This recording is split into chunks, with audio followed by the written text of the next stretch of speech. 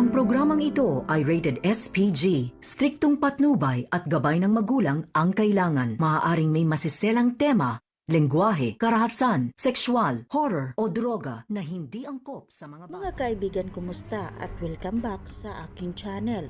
Narito ang aabangan natin sa FVJ Batang Quiapo. Loob at matapang nangang binalikan ni Marites ang bahay ni Rigor upang bawiin sa kanya ang kanyang anak na si Santino. Dating din ang galit ni Tinding kay Rigor, sinigawan niya si Rigor at sinabing si Rigor ngang may kasalanan kung bakit tuluyang nawala si Santino sa kanila. Lalo pat nalaman nila na si Rigor pala ang may kasalanan kung bakit nawala si Santino. Nagdesisyon na si Tinding at si Marites na kukunin nila si Santino at ilipat nila sa bahay ni Kung Mojica. Dahan-dahan nang binuhat ang kabaong ni Santino.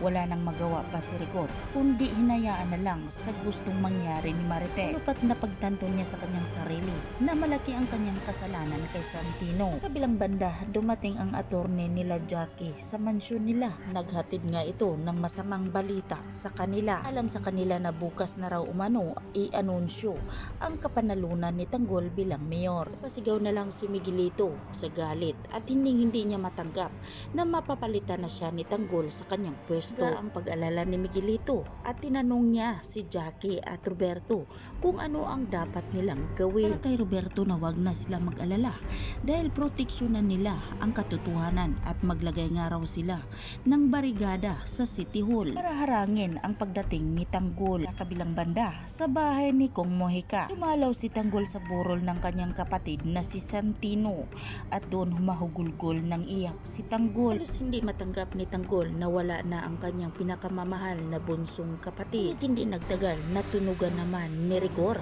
na dumating si Tanggol sa burol ni Santino, kaya agad niyang tinanong kung nasaan na nga raw ang mga pugante. Malaman nga ni Tanggol na dumating si Rigor, galit na galit naman si Tanggol dahil gusto niyang harapin at pagbabayarin sa ginawa niya sa kanyang kapatid na si Santino. Ngunit pinigilan naman ni Ramon ang gustong mangyari ni Tanggol dahil maraming araw ang madadamay doon sa bahay ni Kung. Marami pa raw umano silang pagkakataon para mapagigantihan si Rigor. Sa kabilang banda, nag-alala naman si Enting sa kanyang ina na si Merna dahil natanggap nga niya ang balita na nabagok nga raw ang ulo ng kanyang ina at kailangan nga raw itong mapagamot. Ngunit wala nga raw silang pera at kinausap niya si Tanggol at Ramon. Para kay Tanggol, gagawa nga sila ng paraan para matulungan ang ina ni Enting at madala ito sa hospital. Kaya wala na silang ibang maisip kundi bumalik na naman sila sa dati nilang trabaho para magkapera sila. Pasok ng katrupa ni Tanggol ang jewelry shop makakuha ng sapat na pera para mapagamot ang ina ni Enting. Habang si Tanggol at Ramon nakabantay naman sa labas. Nang makita ni Tanggol ang puong Nazareno,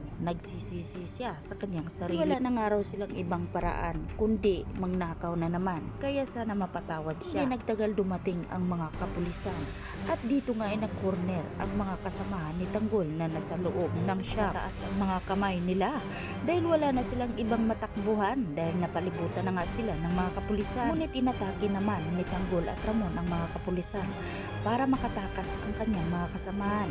Ngunit tuluyan nga ba silang makatakas? Ang ating pakatutukan at aabangan sa susunod pang mga kaganapan dito lang sa FVJ Batang Quiapo. At huwag po sana ninyong kalimutan na i-like, i-share at pahingi na rin ng isang subscribe. Maraming salamat.